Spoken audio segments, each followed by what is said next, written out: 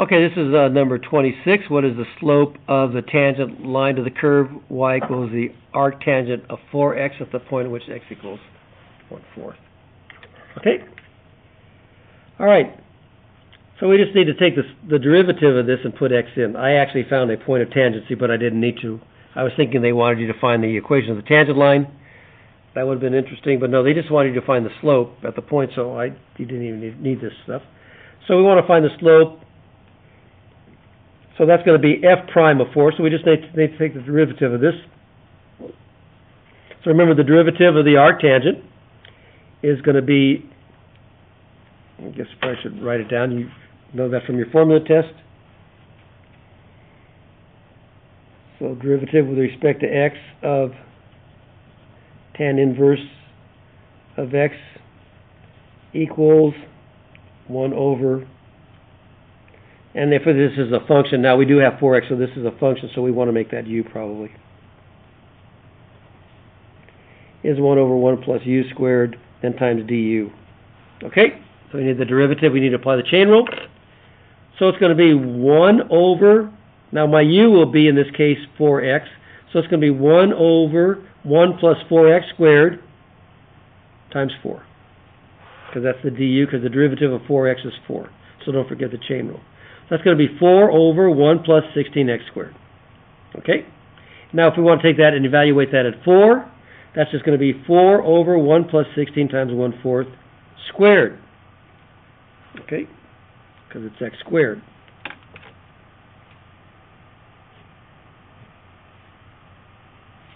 Okay? So what's 1/4 squared? That's 1 over 16. 16 times 1 over 16 is 1. 1 plus 1 is 2. 4 divided by 2 is 2. There you go.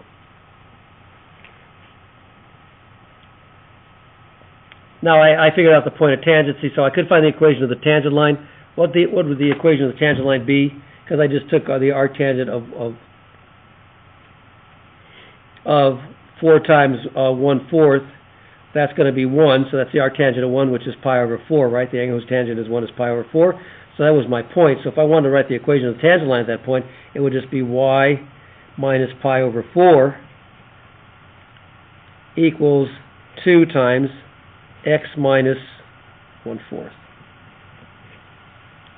So that would be the equation of the tangent line, but they didn't even ask you that. But that would have been easy to find. You should know how to do that anyway.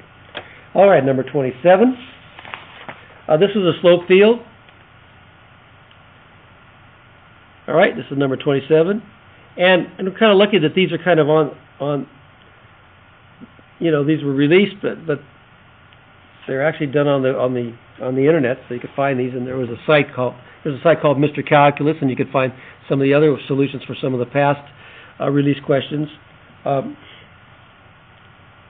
Sometimes I look at those solutions if I get stuck. I didn't really get stuck except for on one of these, the one that I did, the little guessing one, where I used the little parabola. Then I glanced at their solution real quick, and first time I looked at it, it looked a little complicated. Then the second time I said, oh yeah, this isn't that bad. So I kind of did it both ways, but out of the first 28 here, at least I've only had to look once. But I did this, and then I looked to see it, and then they used the same points. They did exactly Mr. Calculus did it the same way I did it, so it was kind of cool because that's always nice. Because when I look at this, what we're doing, we try to find some points when we're looking at the slope field. We're trying to find some points that we can pretty much use to kind of cancel out some things, get by process of elimination. So when I looked at this, I noticed that these slopes here are all zeros. So I want to find coordinates. So what I did was I looked over here and I looked at the point. This is -5, so this looks like this is -1, 1. So I just said that the slope at -1, 1 was 0. All right?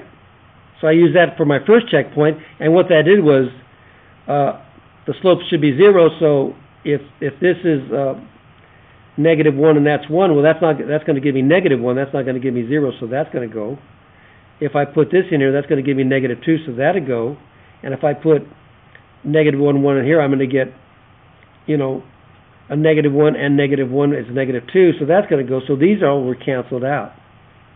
So now I've got these two possibilities. So I tried another one, so what I tried was 0, 0. Okay? And if I put 0, 0 in here, this slope came out to be 0, but this slope came out to be, if I put 0 in here, that was just 1 cubed, which is 1, and that slope is not 1, that's 0. So that went away, so I ended up having to be C. And then, like I said, I was kind of curious to see how Mr. Calculus did it, and he did it exactly the same way. He used exactly the same points. So that was kind of a curious coincidence. Okay, so I just sometimes look over there to check to see how he does them, and he has some really nice valid solutions, except sometimes he skips a few steps, and you know me, I like to write down all the steps. So, and a lot of them are basically the same. Like I said, the only one that stymied me a little bit was that one where I drew this one over here, number 18. I said, I thought about this, and then I kind of glanced, but then I figured it out. But my little guessway worked anyway, so I would have got it. But it wasn't too bad after you think about it. Okay? All right, and then 28. Now this one, okay, we've got over these in class, and I'll try to put this on your special review sheet I'll give you. And I've done worksheets on this in the past, and this is not in our textbook enough that we get enough practice on this. So we do have had worksheets in the past. So let's take a look at this.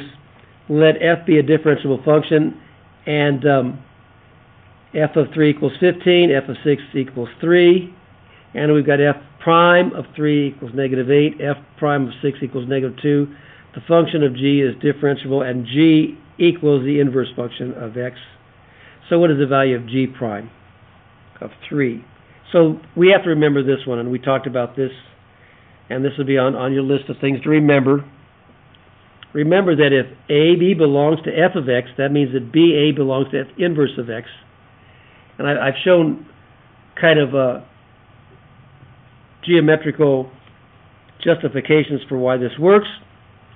But the derivative f inverse prime at B equals 1 over f prime of A.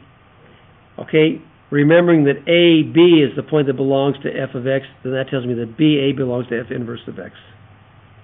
All right, so we have to identify the A and B, and we have to be looking for f inverse of B. Then it's just going to be 1 over the derivative. Okay, and this is of f prime of A. So this is how you can find the derivative of the inverse function at a point without actually knowing the inverse function, because lots of times you can't find the inverse function. Okay, so let's take a look at what we have. So once you understand that, it's very little work. You just have to understand. Okay, so I know that I'm looking for f inverse, and I don't like to write the g. I just wrote the f inverse. So I'm looking for f inverse prime of g. So that's got to be my b. So I've got to find a point A, B, where that's the second coordinate. And that's what I've got. I've got the point 6, 3 belonging to f of x. All right? So 6, 3 belongs to f of x, and I'm looking for f inverse of 3. So I call that AB. If I remember the form, I know that if I have AB, and I'm looking for f inverse of B, then it's just 1 over, or f inverse prime, pardon me. If I'm looking for f inverse prime of B, it's just 1 over f prime of A. And that's what we're looking for. So I've got 6, 3, so this is my B. So I know that, if I remember the way I wrote the theorem over here, f inverse prime of 3 equals 1 over f prime at 6. And just to reiterate that, this is your B, and that's your A.